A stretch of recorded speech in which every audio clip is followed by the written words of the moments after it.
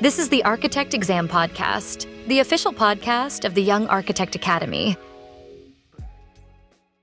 I'm Emily, and today we're talking about something that I am genuinely passionate about, which is specifications. But today, I want to focus on the dangerous misconceptions and myths about construction specifications. I have to make a confession. I used to be guilty of believing a lot of these myths that I'm going to share with you today. Early in my career, I treated specifications as an afterthought. I figured the drawings contained everything that mattered and everything that everyone would actually look at. And specifications, I treated them as just boilerplate documents that nobody actually read. I admit I copied and pasted a lot of text from project to project to save time. But boy, was I wrong to do that. My first wake-up call with some misconceptions and myths about specifications came during a small commercial project where we had an issue over the manufacture of installed bathroom fixtures and accessories.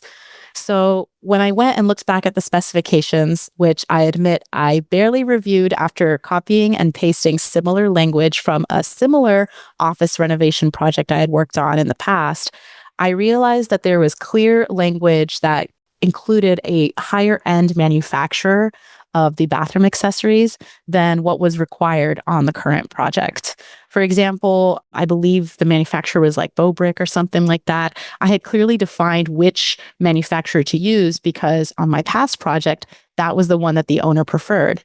But on my current project, we were on a much tighter budget and didn't have the luxuries of really specifying a higher end line. So I could have used language that was a little bit more open-ended and listed a different, more economical manufacturer.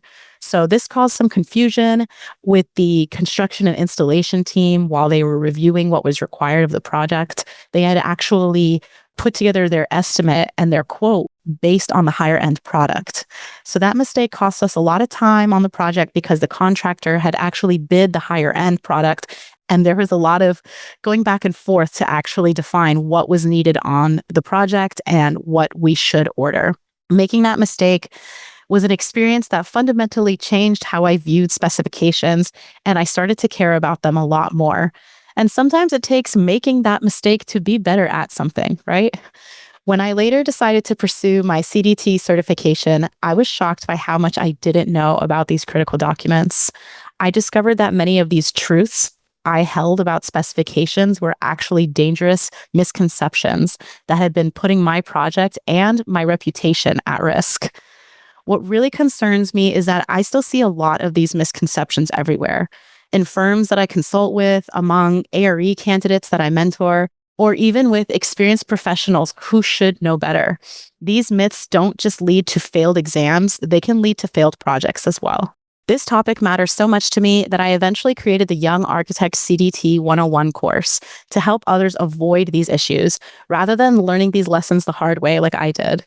Today, I want to share the 8 most damaging misconceptions about specifications that I've encountered and debunked through my own professional journey. Whether you're studying for the ARE, working towards your CDT certification, or just trying to deliver better projects, understanding the truth about specifications isn't just academic, it's essential for success in this industry. So let's jump right in and bust some of these specification myths. The first one is that many believe that specifications are just boilerplate templates. This is probably the most dangerous myth I've encountered. Many people think you can simply grab a template, change a few details, and call it a day, because who's going to read it anyway? But the reality is that specifications need to be carefully customized to each project's unique requirements. Requirements can be the project type, the location, or the materials based on the data you've provided.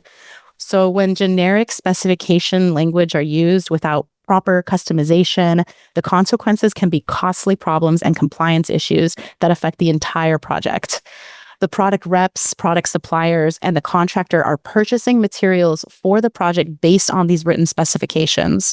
So knowing that these will be forwarded and shared with many parties and many people will be referencing these documents makes it crucial in making sure that they are written for your specific project. For example, I've heard horror stories of standard roofing specifications being shared for projects that are in a coastal environment like Florida. And so if these specifications aren't updated with specific wind resistant requirements that clearly specify the required wind rating for hurricanes in this area, then that really makes the project vulnerable in case a hurricane does hit.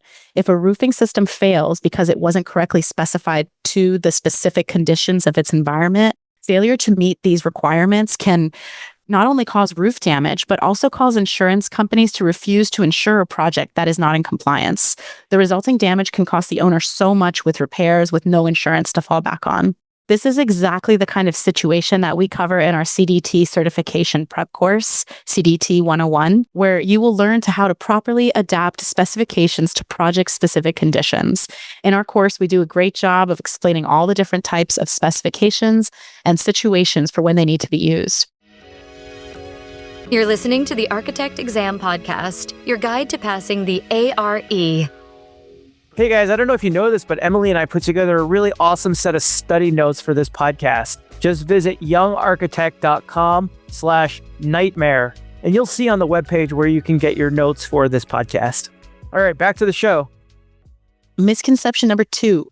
Only large projects need specifications. I hear this one all the time, especially from residential architects on residential projects.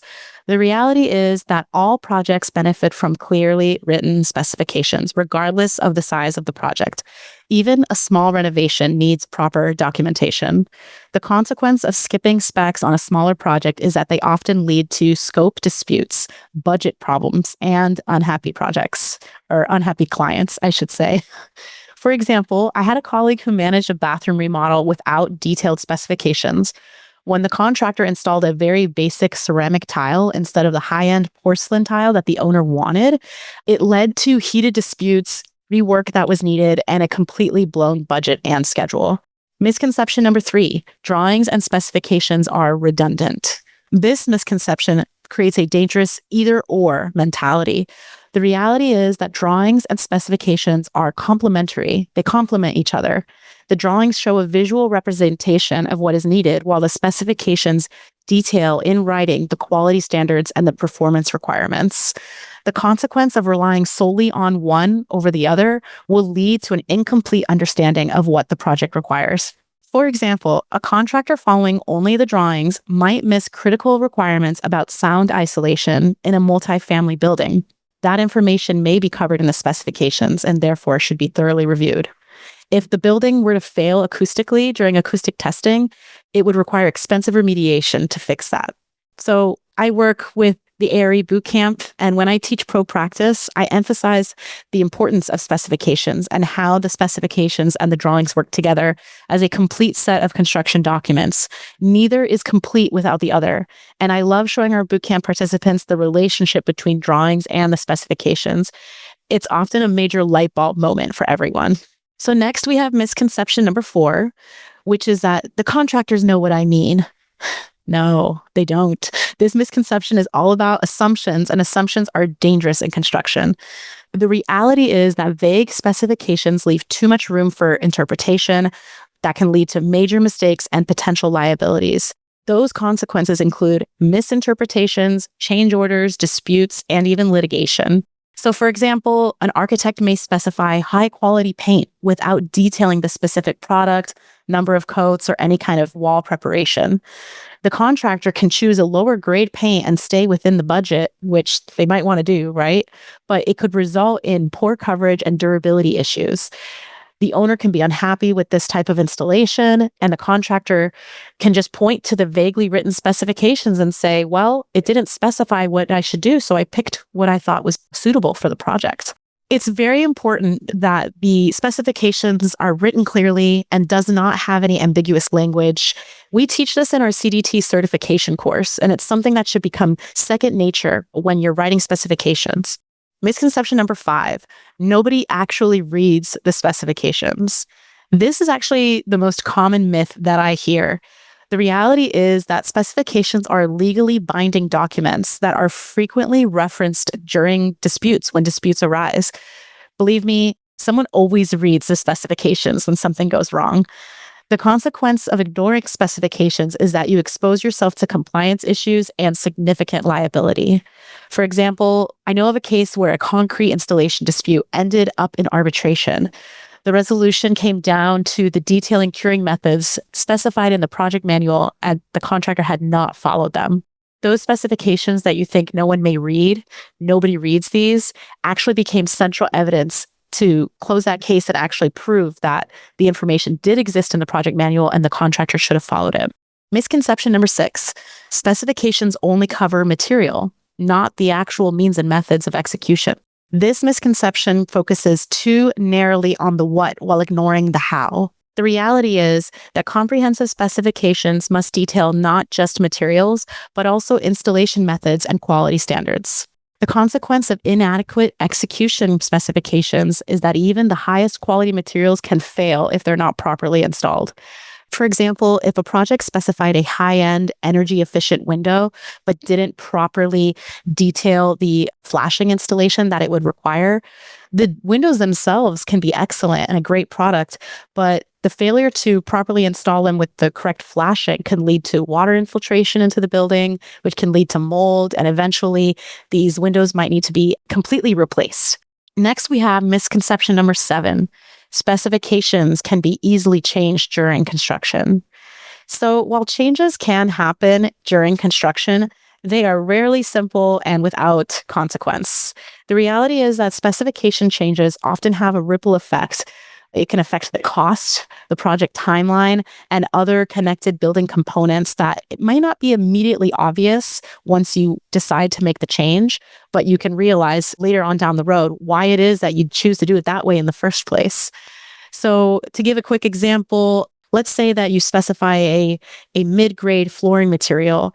The owner wants to change it from carpet to tile, right? So it could seem like an easy change right away, but this would actually change. It could change door heights. It could change transitions between rooms and spaces. It could even change your HVAC requirements or performance due to the change in thermal properties of the flooring finish. So what could seem like a simple swap out as an idea, it actually could lead to a lot of change in work between the design, the drawings, even changing your HVAC requirements. That could lead to thousands of dollars in costs. So you really need to be able to understand what the notion of, it's a quick change, it's an easy change during construction might not be so easy. This complex interrelationship between building components and building systems is something we really cover. We do a deep dive of it in our CDT 101 course, just to remind you that exists and that is out there. You're listening to the Architect Exam Podcast, the official podcast of the Young Architect Academy. Hey guys, I don't know if you know this, but Emily and I put together a really awesome set of study notes for this podcast. Just visit youngarchitect.com/nightmare, and you'll see on the webpage where you can get your notes for this podcast. All right, back to the show.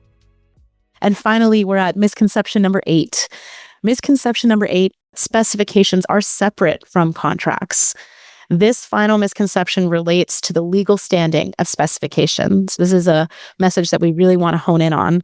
The reality is that specifications are legally binding contract documents that outline the obligations and standards for everyone involved on a project.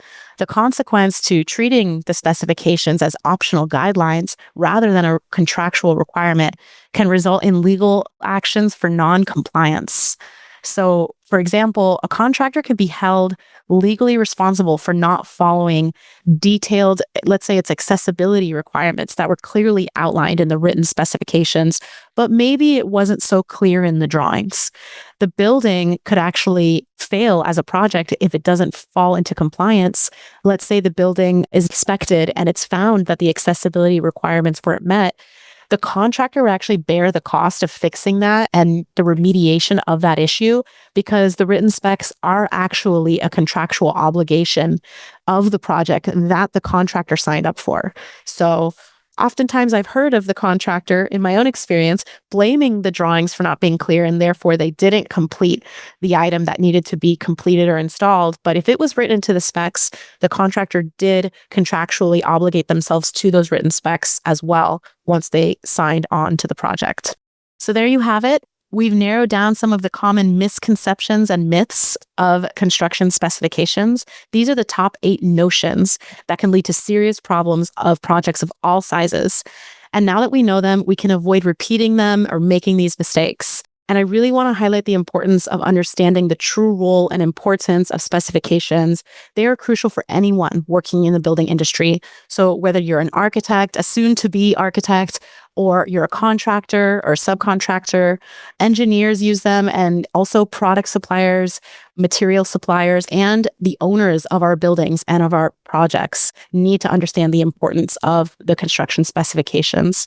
And if you're preparing for the architect's registration exam, the ARE, or you're pursuing your CDT certification through CSI, that's the Construction Document Technologist certification, or if you're just listening in today in order to strengthen your professional knowledge in the building industry, mastering specifications is an investment that will pay dividends throughout your career.